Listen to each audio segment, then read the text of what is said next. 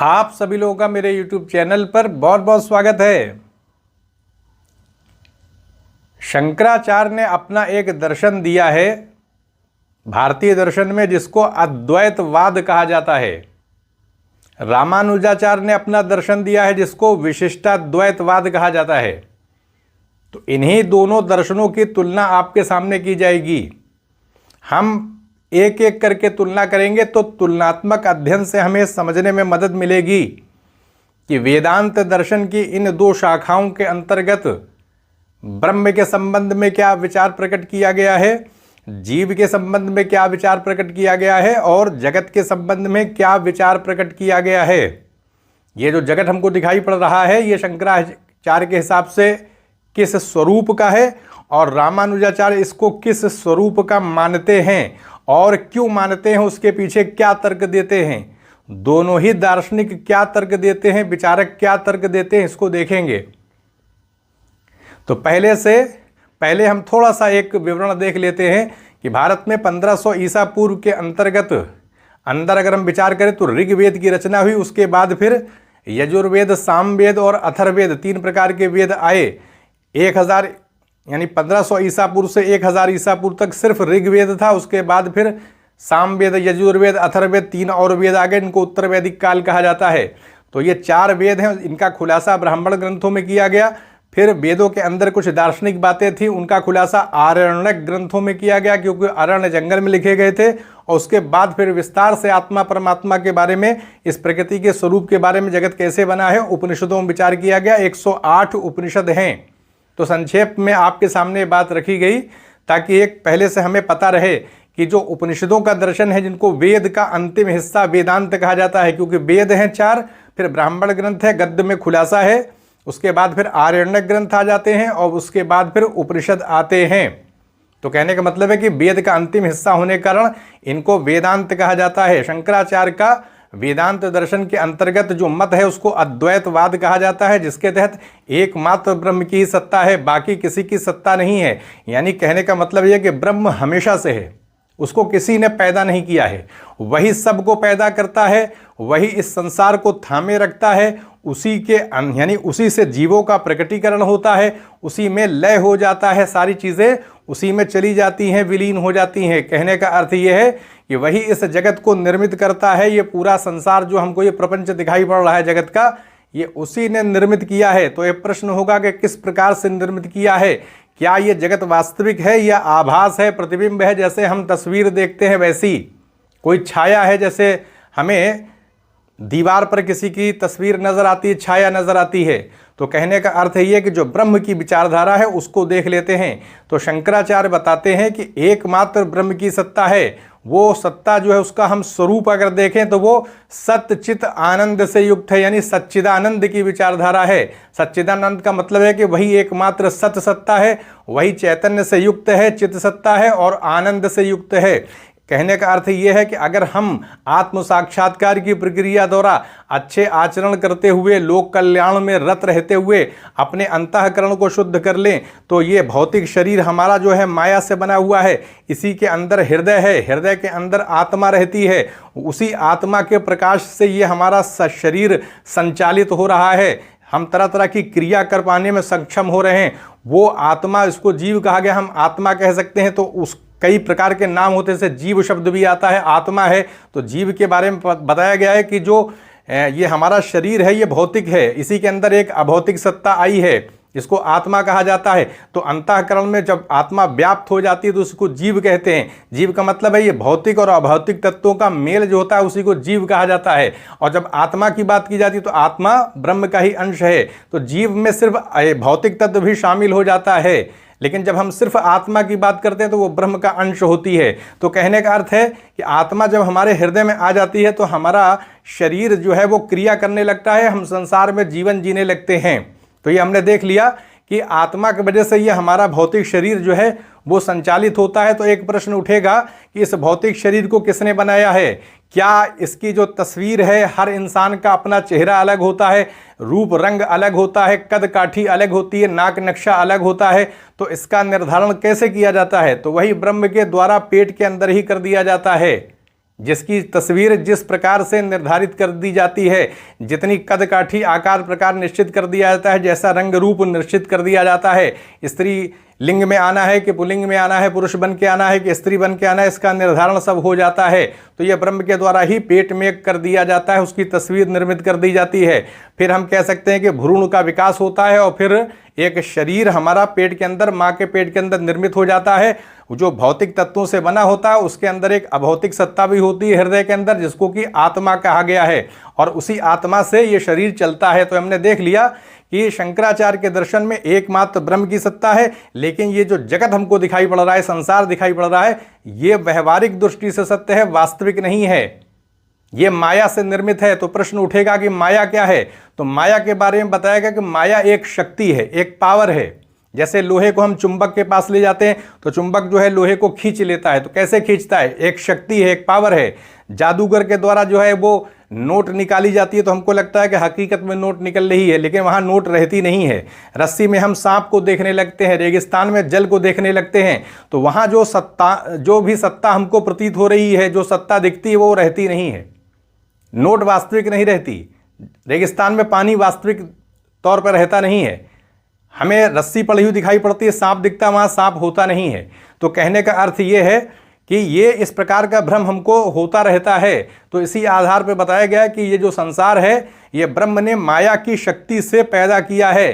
तो अब यह प्रश्न होगा कि किस आधार पर पैदा किया है, किस तरह से ब्रह्म, क्योंकि एकमात्र सत्ता तो ब्रह्म की है और ब्रह्म के पास शक्ति है माया, जो उसके स्वरूप का अंश नहीं है, वो उसके स्वरूप का अंश नहीं है, उपाधि रूप है। ब्रह्म जब चाहे माया को त्याग सकता है। तो ऐसे में माया शक्ति का उपयोग जब ब्रह्म के द्वारा किया जाएगा तो ब्रह्म की सत्ता निमित्त कारण के तौर पर हो जाएगी। जैसे कि कुम्हार घड़ा बनाने के लिए मिट्टी का उपयोग जब कुम्हार के द्वारा किया जाएगा तो कुम्हार जो है वो निमित्त कारण हो जाएगा, क्योंकि कुछ बनाने के लिए किसी बनाने वाले का होना जरूरी है। तो जो बनाने वाला होता है उसी को निमित्त कारण कहा जाता है, और जिस चीज के आधार पर बनाया जाता है उसको उपादान कारण कहते हैं। तो मिट्टी उपादान कारण हो जाएगी। तो अब यहाँ प्रश्न उठता है कि ये जगत जो बनता है माया शक्ति के माध्यम से, तो इसमें निमित्त कारण कौन है और उपादान कारण कौन है? तो बात यह समझ में आती है कि निमित्त कारण तो ब्रह्म की सत्ता है, क्योंकि ब्रह्म के द्वारा ही माया शक्ति का उपयोग किया जाता है, और माया जो है वो ब्रह्म को ही विषय बना लेती है। कहने करते माया जो है विषय को ही किसी अन्य रूप में प्रतीत करा देती है। तो ऐसे में ब्रह्म उपादान कारण भी बन जा रहा है, वही माया शक्ति का उपयोग कर रहा है। लेकिन माया शक्ति इस जगत के निर्माण के लिए ब्रह्म को किसी अन्य रूपों में प्रदर्शित कर देती है, दिखा देती है। क्यों दिखा देती है अन्य रूपों में? क्योंकि ब्रह्म सर्वगुण संपन्न होता है, सर्वशक्तिशाली होता है। ये जो संसार के अंदर जो विविधताएं दिखाई पड़ रही हैं, अलग अलग प्रकार के गुण दिखाई पड़ते हैं, तो हम ये समझ सकते हैं कि ब्रह्म के पास अनंत शक्ति होती है, वो सर्वशक्तिमान होता है, सर्वगुण संपन्न होता है। तो माया जो है वो हम कह सकते हैं कि ब्रह्म को ही उपादान कारण के तौर पर किसी अन्य रूप में दिखा देती है। तो ब्रह्म ही उपादान कारण भी बन जाता है और ब्रह्म ही माया शक्ति का उपयोग कर रहा है, तो वही निमित्त कारण भी हो जाता है। और माया क्योंकि ब्रह्म को ही विषय बना रही है तो ब्रह्म उपादान कारण भी बन जाता है। इसलिए शंकराचार्य कहते हैं कि ब्रह्म जो है वो अभिन्न निमित्तोपादान कारण है। यानी अभिन्न किस लिए है? क्योंकि वही निमित्त कारण भी है, वही उपादान कारण भी है। उपादान कारण कैसे होता है? जैसे हम मिट्टी का इस्तेमाल करते हैं घड़ा बनाने के लिए, तो मिट्टी उपादान कारण हो जाएगी। अब कोई मिट्टी का उपयोग करेगा, उसके आधार पर घड़ा बनाया जाएगा, तो माया किसका उपयोग करेगी? माया ब्रह्म का ही उपयोग करेगी। तो ऐसे ब्रह्म उपादान कारण बन जाएगा। अब माया अपने आप तो ब्रह्म का उपयोग नहीं कर रही है, वो तो एक शक्ति है। उपयोग कौन कर रहा है? ब्रह्म के द्वारा ही किया जा रहा है। तो ब्रह्म की सत्ता निमित्त कारण के तौर पर भी हो जाएगी। तो ब्रह्म ही उपादान कारण भी हो जाएगा, ब्रह्म ही निमित्त कारण भी हो जाएगा। इसीलिए शंकराचार्य कहते हैं कि ब्रह्म जो है वो अभिन्न निमित्तोपादान कारण है इस जगत की रचना में। ये जो जगत हमको दिखाई पड़ रहा है ये प्रतिबिंबात्मक है, विवर्त रूप है, आभास रूप है, प्रतिबिंब है, ऐसा शंकराचार्य का मत है। बाकी जो वेदांत दर्शन के विचारक हैं वो इस पर मतभेद रखते हैं। जैसे कि मध्वाचार्य का दर्शन द्वैतवाद है, तो वो स्वतंत्र तत्व और अस्वतंत्र तत्व के तौर पर दो प्रकार की सत्ताओं को मानते हैं, जिसमें स्वतंत्र तत्व ब्रह्म की सत्ता होती है मध्वाचार्य के दर्शन में, द्वैतवाद में, और अस्वतंत्र तत्व के तौर पर वो जीव और जगत को ब्रह्म पर आश्रित कर देते हैं, लेकिन मानते हैं कि ये जीव और जगत, जड़ पदार्थ, चित और अचित हमेशा से हैं। बस ये है कि ये ब्रह्म पर आश्रित होते हैं, तो उनका द्वैतवाद आ जाता है, क्योंकि वो स्वतंत्र तत्व के तौर पर ब्रह्म को स्वीकार कर लेते हैं, अस्वतंत्र तत्व के तौर पर, अस्वतंत्र माने जो खुद से स्वतंत्र ना हो, किसी पर निर्भर होगा तभी स्वतंत्र नहीं होगा, इसलिए आ लगा देते हैं अस्वतंत्र। अब ब्रह्म क्योंकि स्वतंत्र है, वो किसी पर निर्भर नहीं है, उसकी अपनी सत्ता है, जबकि जगत और जीव इनकी अपनी ये जो सत्ता है ये ब्रह्म से ही प्राप्त करते हैं, लेकिन हमेशा से रहते हैं, ये मानते हैं मध्वाचार्य। इस आधार पर विद्वान आलोचना भी करते हैं कि आश्रित करने के बाद फिर सत्ता कहाँ रहती है। तो कुल मिलाकर के ये है कि अभिन्न निमित्तोपादान कारण की जो अवधारणा शंकराचार्य के दर्शन में है, ये स्पष्ट हो गया होगा कि ब्रह्म ही निमित्त कारण भी है और ब्रह्म ही उपादान कारण भी बन जाता है, और माया जो है वो ब्रह्म को प्रतीत कराती है, तात्विक परिवर्तन नहीं है। जैसे हम दर्पण के सामने आ जाएं तो हमारा प्रतिबिंब दर्पण में आ जाएगा, उसी तरीके से माया जब ब्रह्म के सामने आ जाती है, या ब्रह्म के द्वारा माया शक्ति का उपयोग जब किया जाता है, अपने ऊपर उसको आरोपित किया जाता है, तो ब्रह्म की ही प्रतीति अन्य अन्य रूपों में होने लगती है और ये संसार हमको दिखने लगता है। तो ये है शंकराचार्य का माया विचार की माया के माध्यम से जगत की उत्पत्ति ब्रह्म के द्वारा, ईश्वर के द्वारा की जाती है। अब जो ईश्वर का विचार दिखाई पड़ता है तो शंकराचार्य बताते हैं कि जो ब्रह्म होता है वो सात्विक माया शक्ति के उपयोग से ईश्वर की रचना करता है ताकि इस संसार का निर्माण किया जाए। तो इस संसार का निर्माण ईश्वर के द्वारा किया जाता है, न कि ब्रह्म के द्वारा। कहने का मतलब ये है कि जो ईश्वर की विचारधारा है वो व्यवहारिक दृष्टि से बस ईश्वर ही ब्रह्म होता है, यानी ब्रह्म खुद को ईश्वर के तौर पर प्रकट कर देता है और फिर ईश्वर के द्वारा इस संसार की रचना की जाती है। लेकिन रचना क्रम वही रहेगा कि माया जो है वो ब्रह्म को ही प्रतिबिंबित कर देगी अन्य अन्य रूपों में, तभी यह संसार दिखाई पड़ेगा। तो ये जो माया है ये ब्रह्म का स्वरूप अंश, यानी स्वरूप का अंश नहीं है ये।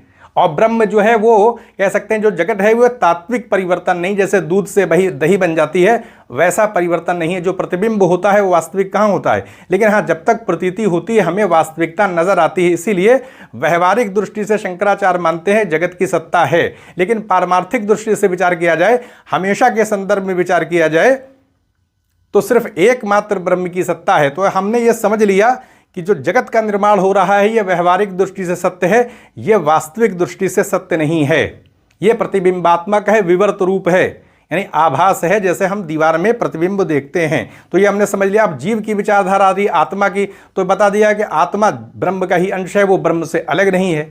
तो ऐसे में किसकी सत्ता होगी, एकमात्र सिर्फ ब्रह्म की रह जाएगी, क्योंकि जगत जो है वो वास्तविक नहीं है, जीव ब्रह्म का ही अंश है। आत्मा के संदर्भ में अगर विचार किया जाए और तो फिर ब्रह्म की सत्ता रह जाती है बस। इसे जगत को मिथ्या कह देते हैं क्योंकि वो एक प्रतिबिंबात्मक तौर पर, आभासिक तौर पर ही प्रतीत होता है। अब आती है मोक्ष की विचारधारा। तो हमने ये देख लिया कि माया जो है ब्रह्म के स्वरूप का अंश नहीं है। जो मोक्ष कैसे मिलेगा, तो कह सकते हैं कि माया क्या है, हम ये कह सकते हैं अविद्या। माया को अविद्या भी कहा गया है। अविद्या का मतलब ये है कि किसी चीज़ में किसी अन्य चीज़ की प्रतीति होने लगती है अविद्या के माध्यम से। अविद्या अज्ञान जन्य होती है, हमारे सामने अज्ञान का पर्दा पड़ा रहता है, क्योंकि जो संसार हमको दिख रहा है ये वास्तविक नहीं है, लेकिन फिर भी हम इसको वास्तविक समझ रहे हैं। तो ये अज्ञान का पर्दा कब उठेगा, जब तक ये अविद्या का पर्दा, ये माया का पर्दा जब तक हटेगा नहीं तब तक हम ब्रह्म को जान नहीं सकते। हालांकि आत्मा की सत्ता हमारे हृदय में है, तो हम हृदय तक पहुँचेंगे। अगर हम हृदय तक पहुँच जाएँ किसी तरह से अच्छा आचरण करके, ज्ञान विज्ञान जो बताया, प्रक्रिया बताई गई है, सारी चीज़ें लिख दी गई हैं, तो उसके माध्यम से अगर हम हृदय के अंदर पहुंच सकें, आत्मा को प्राप्त कर ले, आत्म साक्षात्कार करें, अंदर झांकने की कोशिश करें, अंतर्मुखी हो जाएं और अपना आचरण अच्छा कर लें और ज्ञान विज्ञान की प्रक्रिया में संलग्न हो जाए, जैसा कि वेदांत दर्शन में बताया गया, जो प्रक्रिया बताई गई है, जो नियम निर्धारित किए गए हैं गुरु के सानिध्य में रहते हुए, उन्हीं आधारों पर चलते हुए तो हम आत्म साक्षात्कार के माध्यम से आत्मा को जान सकते हैं। और आत्मा क्योंकि ब्रह्म का अंश है तो हम ब्रह्म को प्राप्त कर लेंगे। जैसे ही प्राप्त करेंगे ज्ञान प्रक्रिया के माध्यम से, क्योंकि अज्ञान का नाश तो ज्ञान से ही होगा। इसलिए शंकराचार्य कहते हैं कि मुक्ति मिलेगी। तो मुक्ति का, मोक्ष का क्या मतलब है? मोक्ष का मतलब ये है कि हम ब्रह्म को जब जान लेंगे, आत्मा को जान लेंगे, तो वैसे ही माया का पर्दा उठ जाएगा और फिर जन्म चक्र जो चल रहा है, जन्म लेने का और मरण का जो चक्र चल रहा है वो समाप्त हो जाएगा।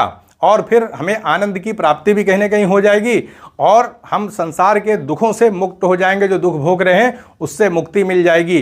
तो मोक्ष कैसे मिलेगा? मोक्ष का मतलब क्या है कि आत्मा को जान लेना, आत्म साक्षात यानी ब्रह्म को जान लेना। तो उसके लिए कोई विधि बताई गई होगी, तो वो पूरी प्रक्रिया वेदांत दर्शन में निश्चित की गई है। शंकराचार्य ने उसको अपने दर्शन में निश्चित किया है। उसके लिए अधिकारी बनना पड़ता है और फिर साधन चतुष्टय के माध्यम से प्रक्रिया आगे बढ़ती है, समाधि की अवस्थाएं आती हैं। तो कठिन मार्ग ज़रूर है, लेकिन ब्रह्म को प्राप्त करने के बाद बहुत बड़ी उपलब्धि मिलेगी, मोक्ष मिल जाएगा। ये दुख का जो चक्र चल रहा है, जन्म मरण का चक्र चल रहा है, उससे मुक्ति मिल जाएगी और मोक्ष की प्राप्ति के बाद एक हम कह सकते हैं आनंद की प्राप्ति हो जाएगी। वो आनंद कभी मिटता नहीं है। तो इसलिए बड़ी चीज़ को प्राप्त करने के लिए परिश्रम तो करना ही पड़ेगा। कहीं ना कहीं अपने इंद्रियों को संसार में लिप्त होने से हमें रोकना होगा, क्योंकि हमारी इंद्रियां भौतिक तत्वों से निर्मित हैं, तो संसार की तरफ जाएंगी, क्योंकि वो तो अविद्याजन्य है वो, तो इसलिए तो संसार में आकर्षण में वो चली जाती है, उनका दिल लगता है, तो उसको रोकना पड़ेगा। तो ये सब काम आसान नहीं है, इंद्रियों का निग्रह करना पड़ेगा, इंद्रियों को कंट्रोल करना पड़ेगा। तो ये हमने देख लिया कि जीव जो है वो ब्रह्म से अलग नहीं है, जगत वास्तविक नहीं है और ब्रह्म ही निमित्त कारण भी है, ब्रह्म ही उपादान कारण भी है। ब्रह्म का स्वरूप सच्चिदानंद है, हमेशा वही है, उसको किसी ने पैदा नहीं किया, वही पैदा करता है, वही मारता है। ये सारी विचारधारा शंकराचार्य के दर्शन में दिखाई पड़ती है। अब हम आते हैं रामानुजाचार्य की विचारधारा को, इसी में संक्षेप में देख लेते हैं। रामानुजाचार्य बताते हैं कि जिस तरह से शंकराचार्य बताते हैं कि एकमात्र ब्रह्म की सत्ता है, तो रामानुजाचार्य अपने विशिष्टाद्वैतवाद दर्शन में विशिष्ट रूप से अद्वैतवाद की स्थापना करते हैं। इसमें किस स्तर पर विशिष्टता आएगी? तो बताते हैं कि ब्रह्म जो है वो विशेषण से युक्त होता है, कहने का तो वो सगुण होता है, क्योंकि शंकराचार्य के दर्शन में ब्रह्म को निर्गुण माना गया है, निर्विशेष माना गया है। हम बुद्धि के माध्यम से ब्रह्म को जान नहीं सकते। निर्गुण इसलिए कि बुद्धि उसके स्वरूप को पकड़ नहीं सकती, इसलिए उसको निर्गुण कहा गया है। उसको निषेधात्मक ढंग से ही बताया जा सकता है, नेति के जरिए, कि वो ऐसा नहीं है, वो ऐसा नहीं है। क्योंकि अगर हम कह देंगे कि वो ऐसा है, तो इसका मतलब है कि हमने बुद्धि के द्वारा उसको जान लिया। तो इसलिए आप देखेंगे उपनिषदों में ये बात आई है, नेति, यानी उसका ब्रह्म का अगर हमें स्वरूप का वर्णन करना है तो पॉजिटिव होकर के नहीं कर सकते, निगेटिव होकर के करना पड़ेगा। वो ऐसा नहीं है, वो ऐसा नहीं है, इसी आधार पर कर सकते हैं। अगर हम कह देंगे वो ऐसा है, तो फिर कैसे जाना? हमने बुद्धि उसको जान नहीं सकती, वो तो अनुभूति का विषय है ना। हमें अपने अंतःकरण में अंदर प्रवेश करना पड़ेगा, जो कि अतीन्द्रिय माध्यम होता है, यानी हमें अंतःकरण में झांकना पड़ेगा आंतरिक अनुभूति के जरिए। जो इंद्रियों के माध्यम से उस प्रक्रिया को संपन्न नहीं किया जा सकता। इंद्रिय जो है, वो जो इंद्रियां हैं, वो ब्रह्म को नहीं जान सकती। तो इसलिए हम कह सकते हैं कि वो निर्गुण होता है, सर्वगुण संपन्न होता है, सच्चिदानंद होता है। तो ये हमने देख लिया। तो रामानुजाचार्य ब्रह्म को निर्गुण नहीं मानते हैं, वो सगुण मानते हैं। अब सगुण मानते हैं तो किस आधार पर मानते हैं? वो बताते हैं कि एकमात्र ब्रह्म की सत्ता नहीं है, बल्कि ब्रह्म के साथ साथ ब्रह्म जो है वो विशेष्य होता है, लेकिन विशेषण से युक्त होता है। वो कभी भी, क्योंकि अगर उसको निर्गुण मान लेंगे तो ज्ञान के माध्यम से उसको जाना नहीं जा सकता, यानी उसके विषय में हम किसी प्रकार का कथन नहीं कर सकते। हालांकि ये बात आई है कि निषेधात्मक ढंग से कह रहे हैं, पॉजिटिव होकर तो कह नहीं रहे, लेकिन वो बताते हैं कि ज्ञान की प्रक्रिया की बात आएगी तो ज्ञान किसी न किसी सगुण चीज को ही बताता है। और इसी तरह वो बताते हैं कि एकमात्र ब्रह्म की सत्ता नहीं है, बल्कि जीव और जगत की भी सत्ता है, चित और अचित की भी सत्ता है। तो ऐसे में ब्रह्म क्या हो जाता है? विशेषता से युक्त हो जाता है। इसीलिए विशिष्टा द्वैतवाद की अवधारणा है। अद्वैत तो होता है ब्रह्म, लेकिन वो चित और अचित के साथ अद्वैत रहता है। कहने का अर्थ है कि वो विशेषण युक्त होता है, वो कभी भी विशेषण से रहित नहीं हो सकता। ये जो जगत है ये ब्रह्म का ही अंश है, विशेषणांश है। जैसे हम विशेषण की बात सोचते हैं, एडजेक्टिव की बात करते हैं, तो विशेषण किस में होता है? किसी विशेष में होगा। तो ये चित और अचित की जो सत्ता है ये ब्रह्म के अंदर ही रहती है। और जो परिवर्तन किया जाता है ब्रह्म के द्वारा, वो अचित तत्व में कर दिया जाता है। माया ब्रह्म का स्वरूप अंश हो जाती है, वहां उपाधि रूप रहती है। रामानुजाचार्य उसको ब्रह्म के स्वरूप का अंश घोषित कर देते हैं और फिर माया शक्ति के माध्यम से इस अचित तत्व में, जो कि विशेषण के तौर पर है, इसी अचित के अंदर परिवर्तन कर दिया जाता है। तो ये संसार जगत बन जाता है। तो ऐसे में ये संसार जो है वो क्या हो जाएगा? ब्रह्म का ही अंश हो जाएगा, क्योंकि विशेषण तो वो ब्रह्म में ही रहते हैं। तो ऐसे में तात्विक परिवर्तन हम कह सकते हैं कि जो परिवर्तन होता है अचित तत्व में, उसका कोई प्रभाव ब्रह्म के ऊपर नहीं पड़ता। क्योंकि विकार पैदा होगा और ब्रह्म में कोई विकार आ नहीं सकता। तो इसलिए ये जो परिवर्तन किया जाता है, क्योंकि ब्रह्म के द्वारा ही माया शक्ति का उपयोग किया जाएगा, तो उपयोग इस ढंग से किया जाता है कि परिवर्तन सिर्फ विशेषणांश में ही होता है, यानी चित और अचित में ही होता है। चित का मतलब जीव है और अचित का मतलब जड़ पदार्थ, विभिन्न प्रकार के जो संसार में पदार्थ दिखाई पड़ रहे हैं। तो इनका मतलब अचित तत्व का उपयोग करके ये पूरा भौतिक संसार निर्मित कर दिया जाता है और चित तत्व के माध्यम से विभिन्न प्रकार के जीवधारी प्रकट हो जाते हैं। तो माया जो है यहाँ पर ब्रह्म के स्वरूप का अंश हो जाती है। शंकराचार्य में वो स्वरूप का अंश नहीं रहती है, सिर्फ उपाधि रूप रहती है। तो ये हमने देख लिया। तो ऐसे में हम कह सकते हैं कि जो संसार है ये वास्तविक हो जाएगा, जबकि शंकराचार्य के दर्शन में वो प्रतिबिंबात्मक है। तो रामानुजाचार्य बताते हैं कि ये जगत प्रतिबिंब नहीं है, ये वास्तविक है, ब्रह्म का ही अंश है, विशेषण के तौर पर है। तो जीव और चित और अचित ये ब्रह्म के अंदर ही रहते हैं, अपनी सत्ता के लिए उसी पर आश्रित रहते हैं। हमेशा से इनकी भी सत्ता है, हमेशा से ब्रह्म की सत्ता है। जबकि शंकराचार्य बताते हैं एकमात्र ब्रह्म की सत्ता है, बाकी किसी की सत्ता नहीं है। लेकिन रामानुजाचार्य बताते हैं कि ब्रह्म विशेषण से युक्त होता है और वो उनसे थोड़ा सा विशिष्ट भी होता है, क्योंकि चित अचित अपनी सत्ता के लिए ब्रह्म पर ही आश्रित होते हैं, तो ब्रह्म विशिष्ट भी हो जाता है। इसलिए विशिष्टाद्वैतवाद की अवधारणा वो रखते हैं। तो ऐसे में वो बताते हैं कि जो चित और अचित तत्व हैं, जीव और जगत हैं, ये भी हमेशा से हैं, लेकिन बस ये है कि ये अपनी सत्ता के लिए ब्रह्म पर ही आश्रित रहते हैं। ब्रह्म के द्वारा ही इनका उपयोग करके संसार का विभिन्न प्रकार के प्राणियों का निर्माण कर दिया जाता है और उसका कोई भी प्रभाव जो है, जो भी परिवर्तन होंगे तत्वों में, विकार पैदा होगा, विकासवाद की अवधारणा आएगी। अचानक तो ये संसार नहीं प्रकट हो गया, विकासवाद चलेगा, तो जो भी परिवर्तन होगा उसका कोई भी प्रभाव ब्रह्म पर नहीं पड़ेगा, ये बताया है। तो विशेषण में ही परिवर्तन हो जाता है, चित्त में और अचित में। अब आती है, ये हमने माया के बारे में देख लिया, अब आती है मोक्ष की बात। तो बताते हैं कि मोक्ष ज्ञान से नहीं मिल सकता, मोक्ष के लिए भक्ति करनी पड़ेगी, कीर्तन और भजन करना पड़ेगा।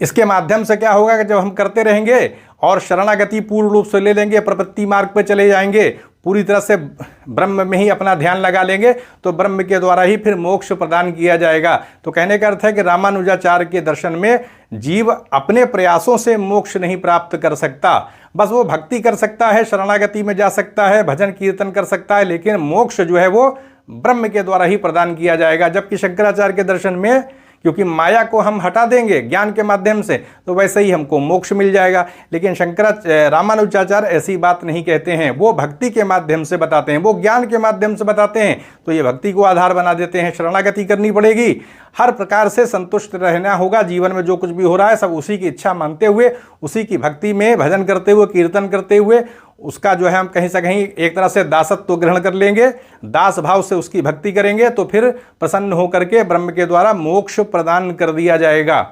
तो ये रामानुजाचार्य की विचारधारा है। तो इस तरह से हमने देखा कि रामानुजाचार्य के दर्शन में और यानी विशिष्टाद्वैतवाद में और शंकराचार्य के दर्शन में मूलभूत अंतर यही आ जाता है कि वो जगत व्यवहारिक दृष्टि से ही मानते हैं शंकराचार्य, और ये वास्तविक मान लेते हैं।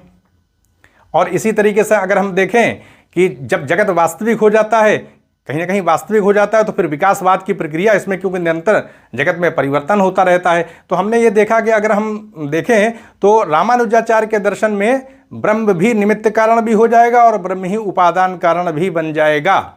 वहाँ पर अभिन्न निमित्तोपादान कारण था, लेकिन ब्रह्म जो है वो निमित्त कारण कैसे होगा, क्योंकि ब्रह्म के साथ उसके विशेषण भी होते हैं, अचित तत्व भी है।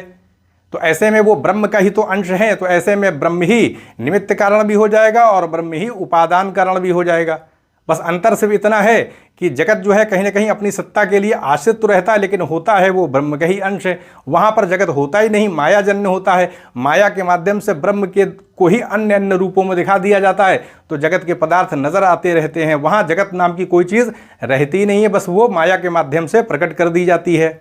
जबकि यहाँ पर जगत वास्तविक होता है, वो कहीं ना कहीं ब्रह्म के ऊपर ही आश्रित रहता है। तो ये रामानुजाचार्य की विचारधारा है। तो ये हमने देख लिया कि अद्वैतवाद में और विशिष्टाद्वैतवाद में जो अंतर है विविध पक्षों में, संक्षेप में उसे आपके सामने रखने की कोशिश की गई। तो यहीं पर अनुमति दे, चैनल को सब्सक्राइब भी करें, शेयर भी करें। आप सभी लोगों का बहुत बहुत धन्यवाद।